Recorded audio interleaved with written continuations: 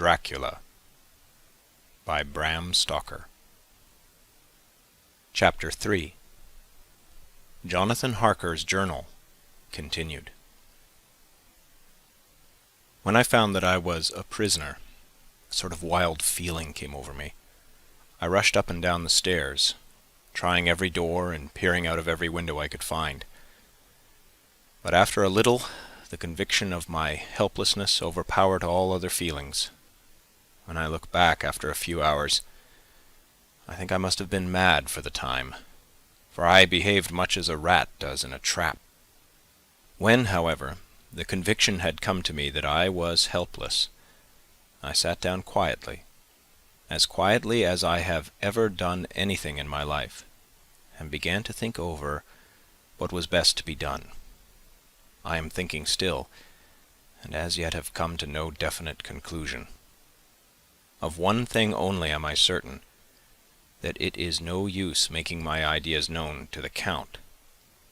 He knows well that I am imprisoned, and as he has done it himself, and has doubtless his own motives for it, he would only deceive me if I trusted him fully with the facts. So far as I can see, my only plan will be to keep my knowledge and my fears to myself, and my eyes open.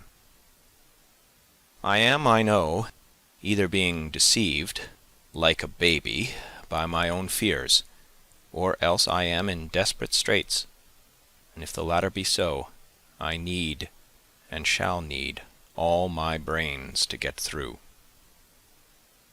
I had hardly come to this conclusion when I heard the great door below shut, and knew that the Count had returned.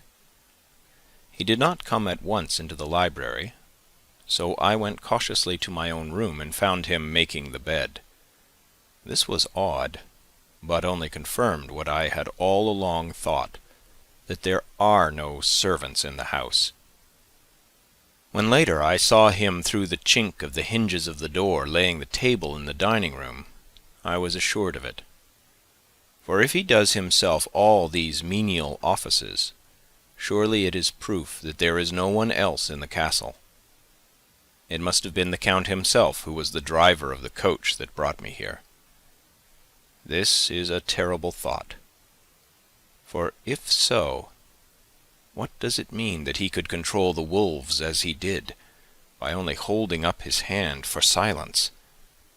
How was it that all the people at Bistritz and on the coach had some terrible fear for me? What meant the giving of the crucifix, of the garlic, of the wild rose, of the mountain ash?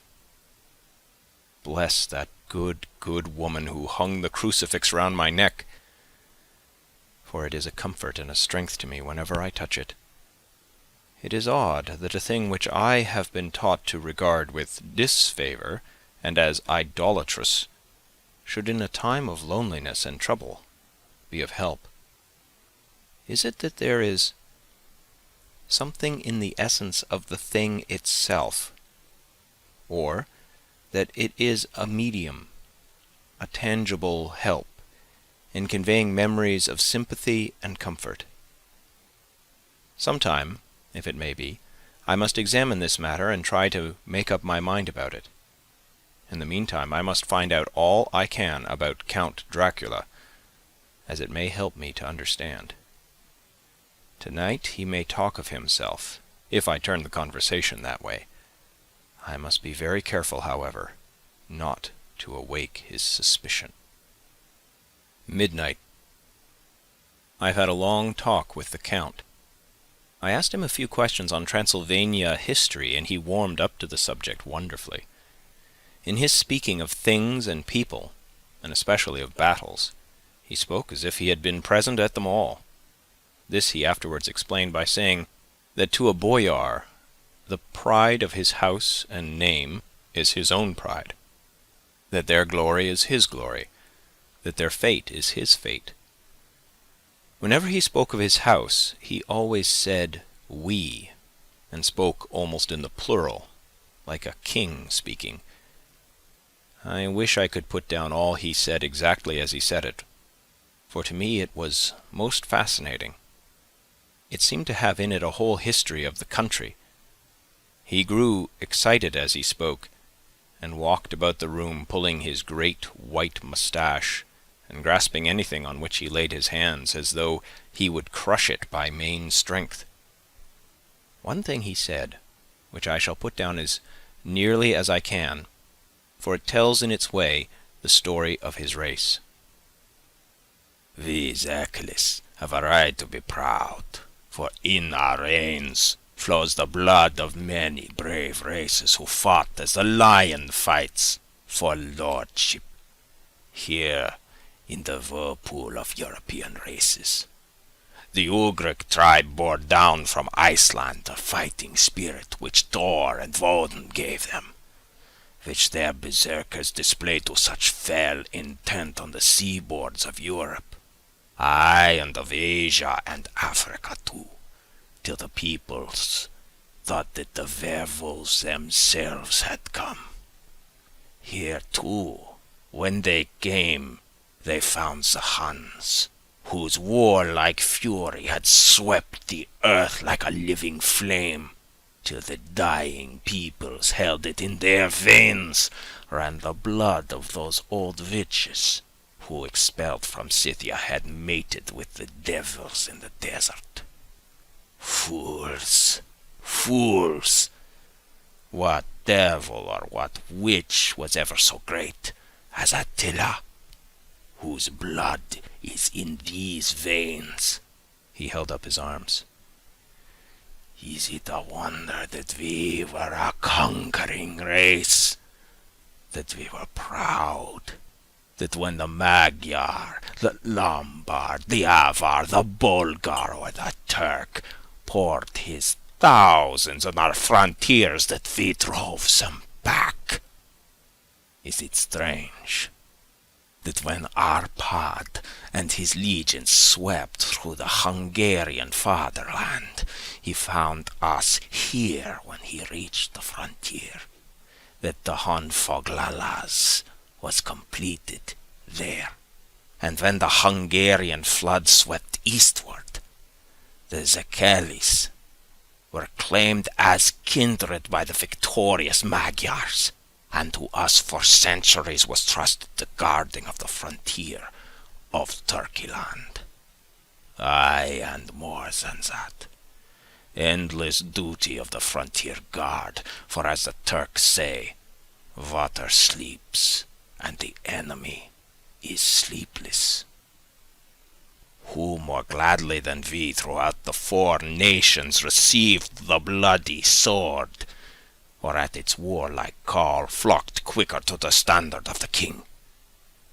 When was redeemed that great shame of my nation, the shame of Kosovo, when the flags of the Valak and the Magyar went down beneath the crescent? Who was it but one of my own race, who as voivod crossed the Danube and beat the Turk on his own ground? This was a Dracula indeed. Woe was it that his own unworthy brother, when he had fallen, sold his people to the Turk, and brought the shame of slavery on them.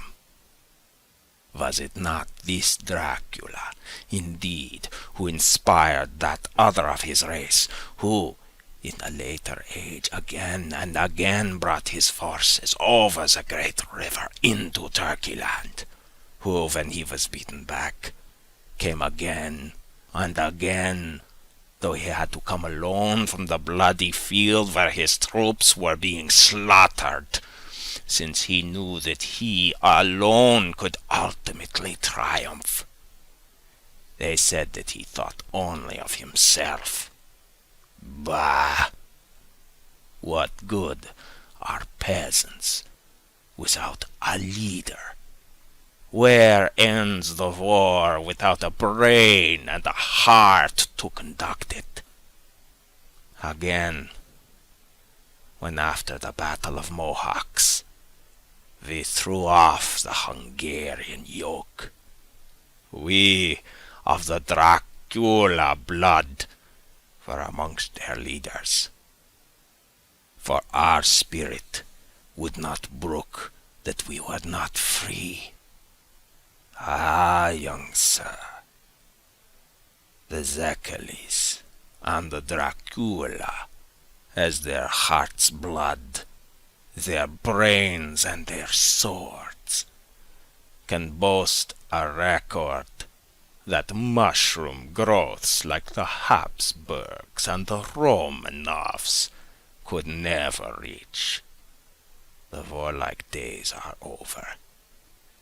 Blood is too precious a thing in these days of dishonorable peace, and the glories of the great races are as a tale that is told. It was by this time close on morning, and we went to bed. Memorandum: this diary seems horribly like the beginning of the Arabian Nights, for everything has to break off at cock-crow, or like the ghost of Hamlet's father. 12th of May. Let me begin with facts. Bare, meagre facts, verified by books and figures, and of which there can be no doubt. I must not confuse them with experiences, which will have to rest on my own observation or my memory of them. Last evening, when the Count came from his room, he began by asking me questions on legal matters, and on the doings of certain kinds of business. I had spent the day wearily over books, and, simply to keep my mind occupied, went over some of the matters I had been examined in at Lincoln's Inn. There was a certain method in the Count's inquiries, so I shall try to put them down in sequence. The knowledge may somehow, or some time, be useful to me. First, he asked if a man in England might have 2 solicitors or more. I told him he might have a dozen if he wished, but that it would not be wise to have more than one solicitor engaged in one transaction, as only one could act at a time, and that to change would be certain to militate against his interest. He seemed thoroughly to understand, and went on to ask if there would be any practical difficulty in having one man to attend, say, to banking, and another to look after shipping, in case local help were needed in a place far from home of the banking solicitor. I asked him to explain more fully, so that I might not by any chance mislead him. So he said, "I shall illustrate. Your friend and mine, Mr. Peter Hawkins, from under the shadow of your beautiful cathedral at Exeter, which is far from London, buys for me through your good self my place at London. Now here let me say frankly, lest you should think it strange that I have sought the services of one so far off from London instead of someone resident there, that my motive was that no local interest might be served, save my wish only, and as one of London residents might, perhaps, have some purpose of himself or friend to serve. I went thus afield to seek my agent, whose labor should be only to my interest. Now, suppose I, who have much of affairs, wish to ship goods, say, to Newcastle or Durham or Harwich or Dover. Might it not be that it could be with more ease be done by consigning to one in these ports?"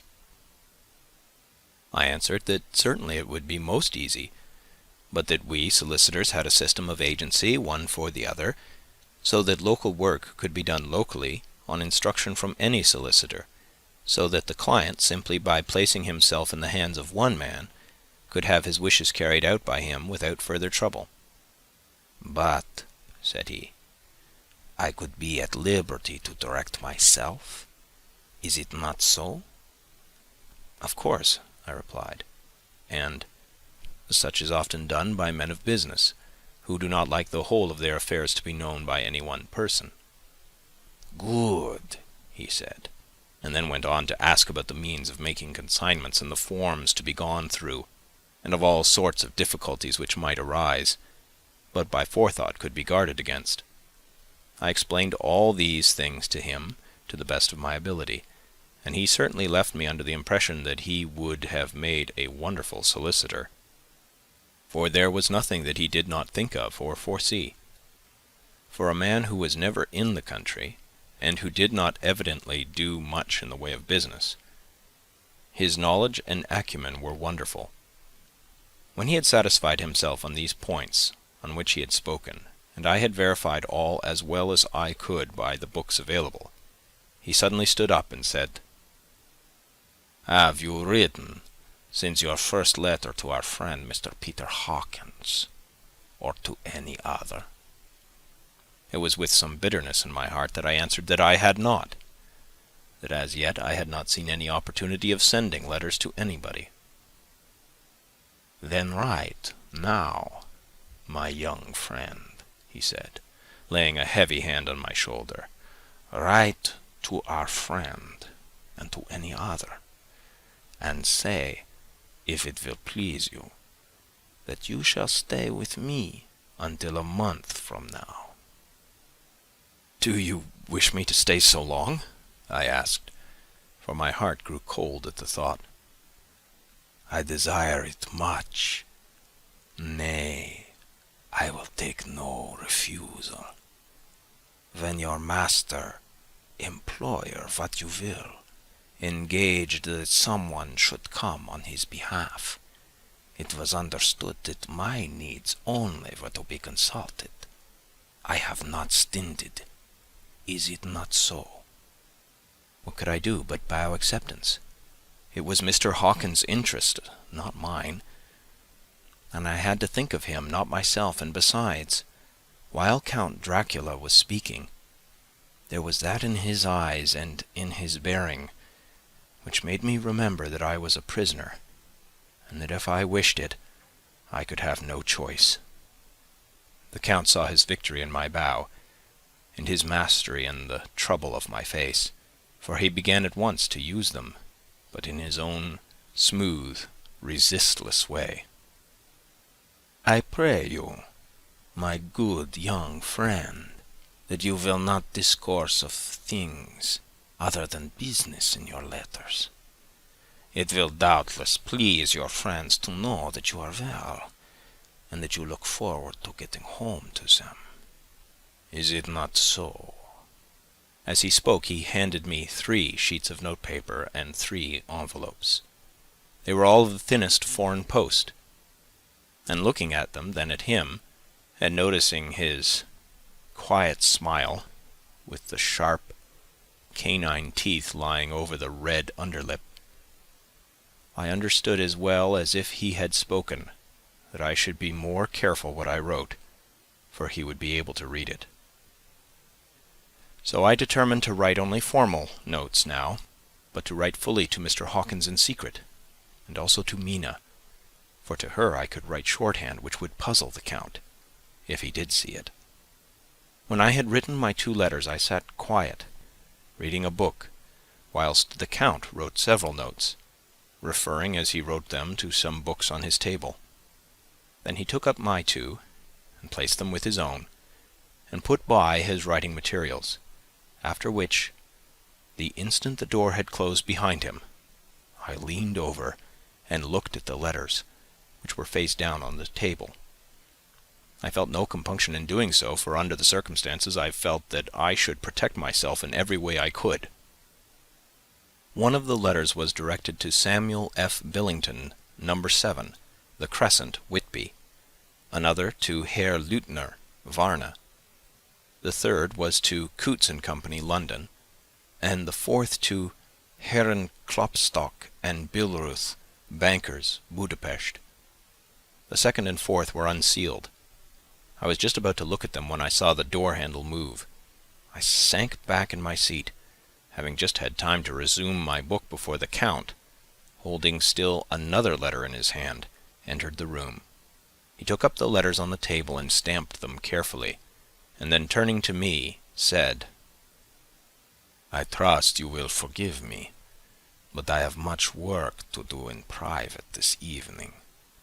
You will, I hope, find all things as you wish." At the door he turned, and after a moment's pause said, "Let me advise you, my dear young friend, nay, let me warn you, with all seriousness, that should you leave these rooms, you will not by any chance go to sleep in any other part of the castle.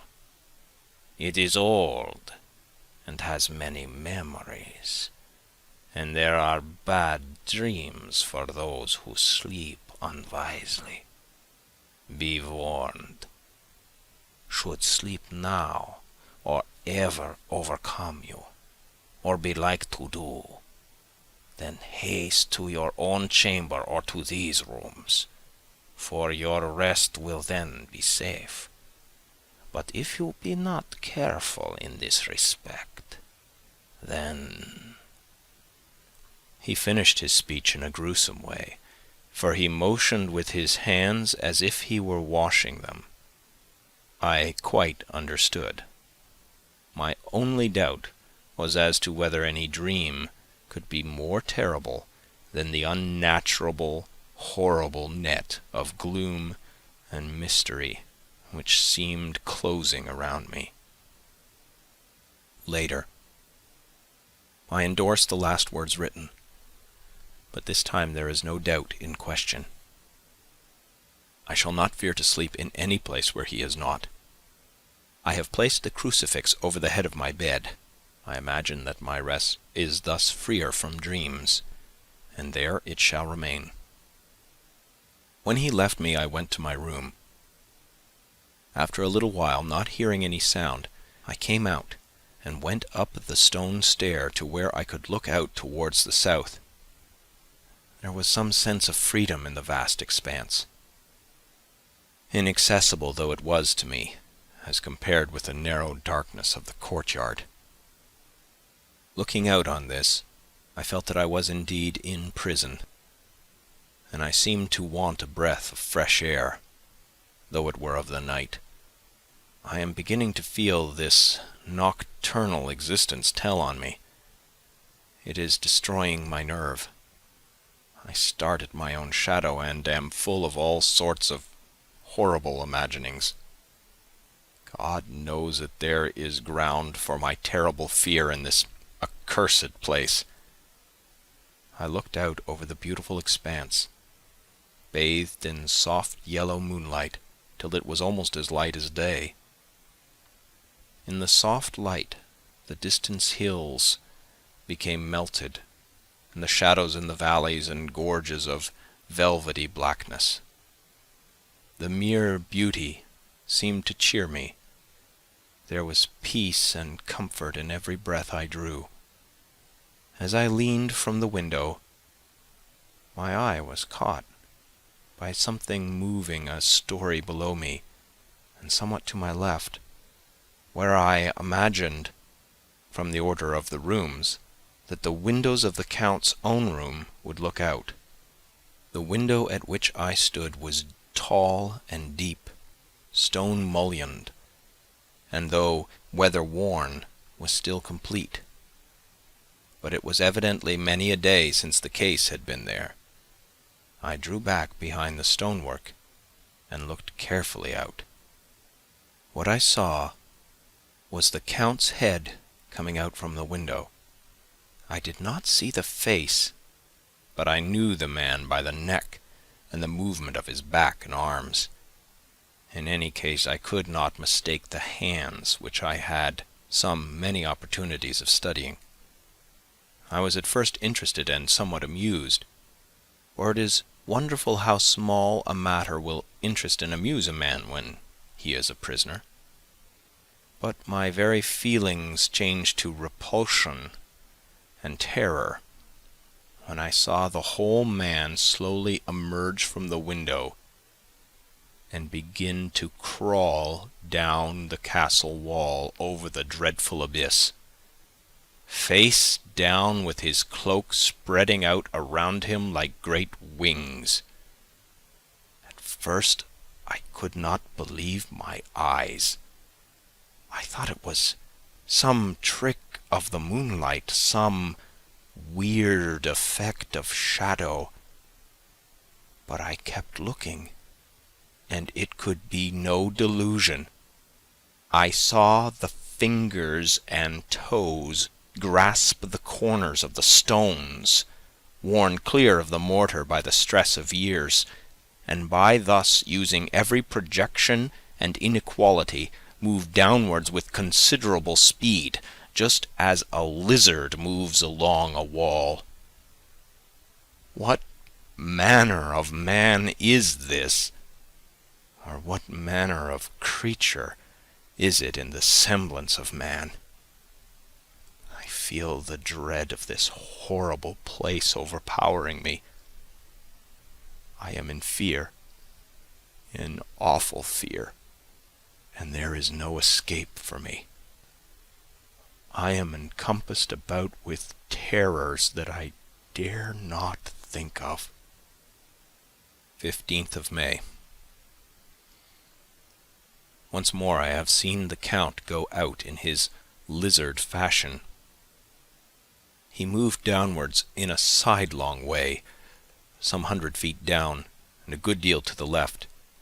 He vanished into some hole or window. When his head had disappeared, I leaned out to try and see more, but without avail. The distance was too great to allow a proper angle of sight. I knew he had left the castle now, and thought to use the opportunity to explore more than I had dared to do as yet. I went back to the room, and taking a lamp, tried all the doors. They were all locked, as I had expected, and the locks were comparatively new. But I went down the stone stairs to the hall where I had entered originally. I found I could pull back the bolts easily enough and unhook the great chains.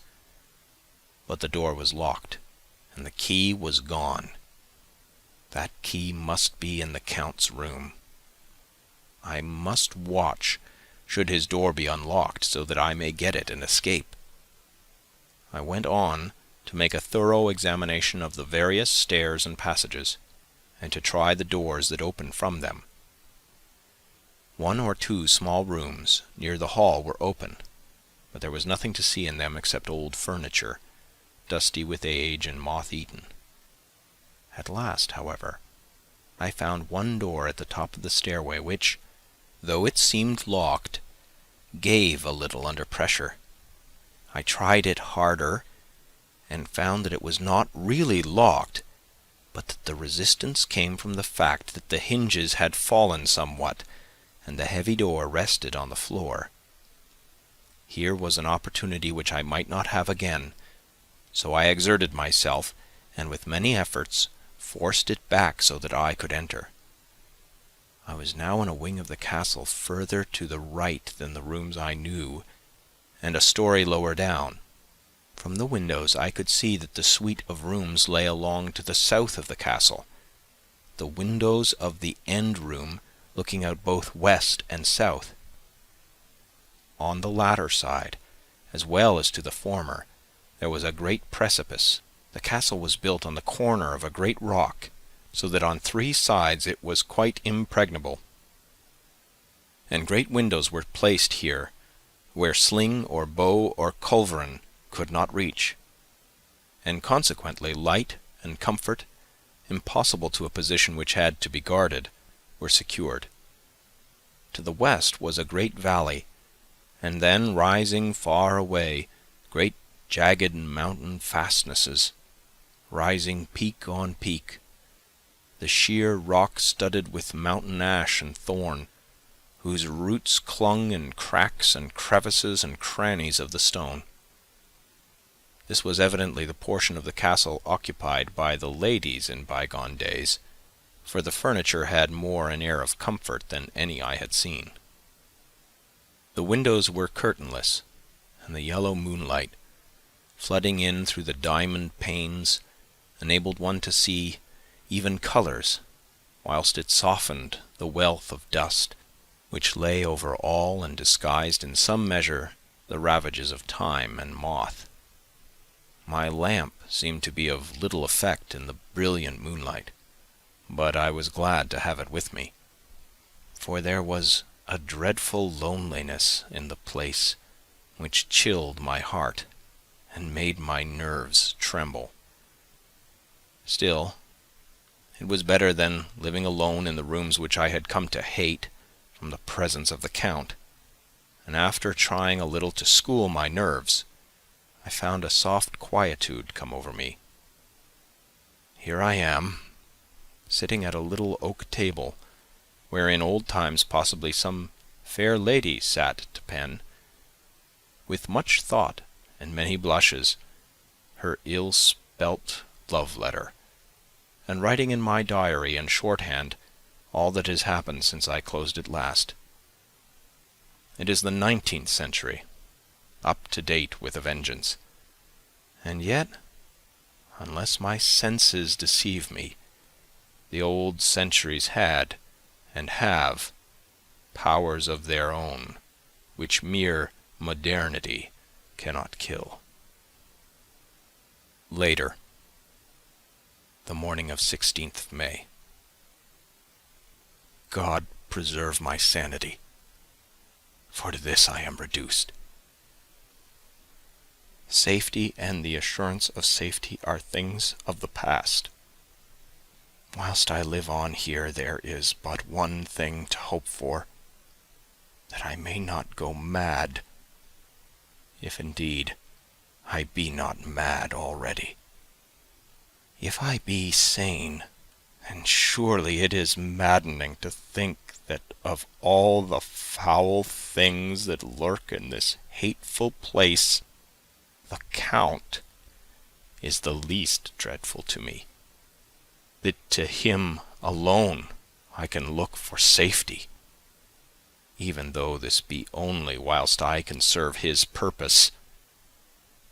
Great God, merciful God, let me be calm, for out of that way lies madness indeed. I begin to get new lights on certain things which have puzzled me. Up to now I never quite knew what Shakespeare meant when he made Hamlet say, "My tablets, quick, my tablets, 'tis meet that I put it down," etc. For now, feeling as though my own brain were unhinged, or as if the shock had come which must end in its undoing, I turn to my diary for repose. The habit of entering accurately must help to soothe me. The Count's mysterious warning frightened me at the time. It frightens me more now when I think of it, for in the future he has a fearful hold upon me. I shall fear to doubt what he may say. When I had written in my diary, and had fortunately replaced the book and pen in my pocket, I felt sleepy. The Count's warning came into my mind, but I took pleasure in disobeying it. The sense of sleep was upon me, and with it the obstinacy which sleep brings as outrider. The soft moonlight soothed, and the wide expanse without gave a sense of freedom which refreshed me. I determined not to return tonight to the gloom-haunted rooms, but to sleep here, where of old ladies had sat and sung and lived sweet lives, whilst their gentle breasts were sad for their menfolk away in the midst of remorseless wars. I drew a great couch out of its place near the corner, so that as I lay, I could look at the lovely view to east and south, and unthinking of and uncaring for the dust, compose myself for sleep. I suppose I must have fallen asleep. I hope so, but I fear, for all that followed was startlingly real, so real that now sitting here in the broad, full sunlight of the morning, I cannot in the least believe that it was all sleep. I was not alone.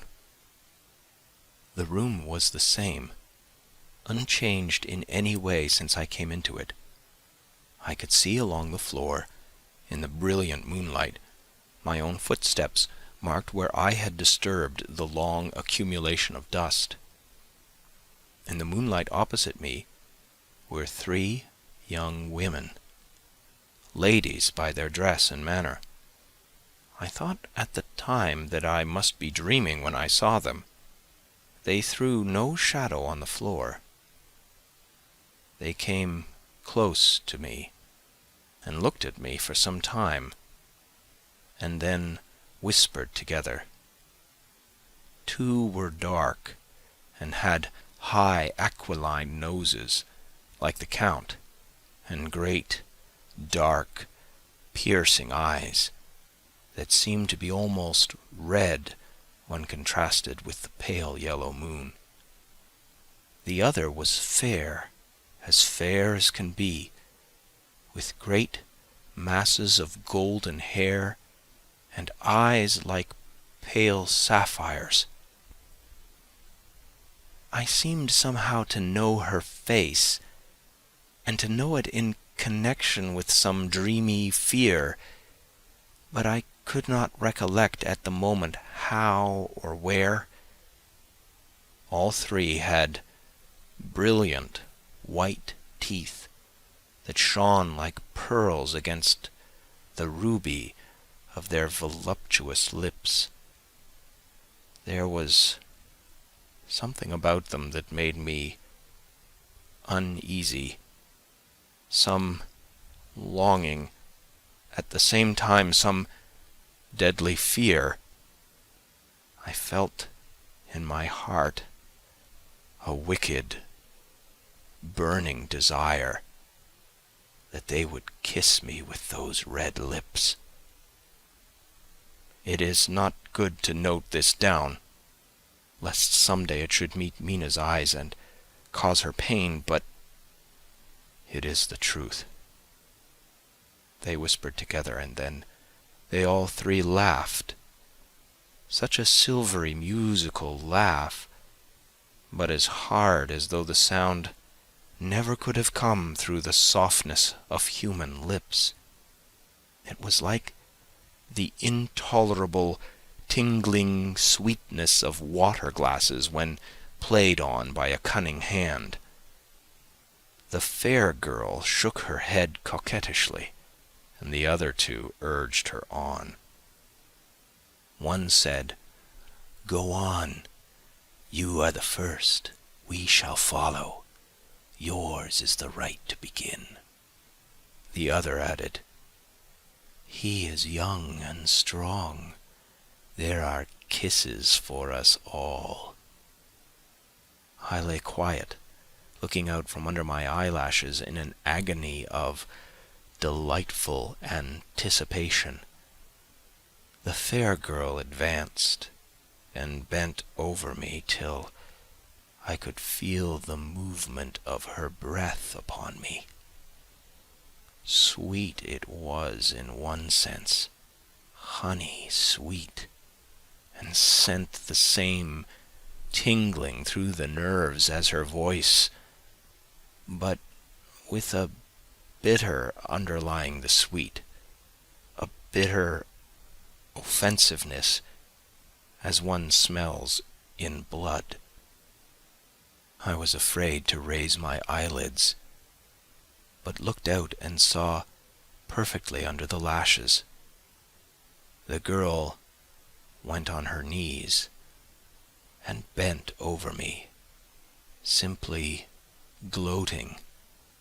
There was a deliberate voluptuousness which was both thrilling and repulsive, and as she arched her neck, she actually licked her lips like an animal, till I could see in the moonlight the moisture shining on the scarlet lips and on the red tongue as it lapped the white, sharp teeth. Lower and lower went her head as the lips went below the range of my mouth and chin and seemed to fasten on my throat. Then she paused, and I could hear the churning sound of her tongue as it licked her teeth and lips, and I could feel the hot breath on my neck. Then the skin of my throat began to tingle as one's flesh does when the hand that is to tickle it approaches nearer, nearer. I could feel the soft, shivering touch of the lips on the super-sensitive skin of my throat, and the hard dents of two sharp teeth just touching and pausing there. I closed my eyes in languorous ecstasy and waited with beating heart. But at that instant, another sensation swept through me as quick as lightning. I was conscious of the presence of the Count and of his being, as if I lapped in a storm of fury. As my eyes opened involuntarily, I saw his strong hand grasp the slender neck of the fair woman, and with giant's power draw it back. The blue eyes transformed with fury, the white teeth champing with rage, and the fair cheeks blazing red with passion. But the Count! Never did I imagine such wrath and fury, even to the demons of the pit. His eyes were positively blazing. The red light in them was lurid, as if the flames of hellfire blazed behind them. His face was deathly pale, and the lines of it were hard like drawn wires. The thick eyebrows that met over the nose now seemed like a heaving bar of white-hot metal. With a fierce sweep of his arm he hurled the woman from him, and then motioned to the others as though he were beating them back. It was the same imperious gesture that I had seen used to the wolves. In a voice which, though low and almost in a whisper, seemed to cut through the air and then ring in the room, he said, "How dare you touch him, any of you? How dare you cast eyes on him when I have forbidden it? Back, I tell you all. This man belongs to me. Beware how you meddle with him, or you'll have to deal with me." The fair girl, with a laugh of ribald coquetry, turned to answer him. "You yourself never loved. You never love."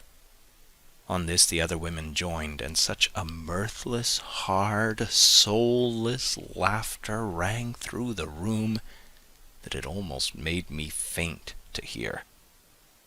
It seemed like the pleasure of fiends. Then the Count turned, after looking at my face attentively, and said in a soft whisper, "Yes, I too can love. You yourselves can tell it from the past. Is it not so?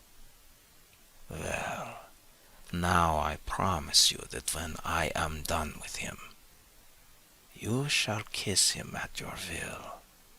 Now go, go.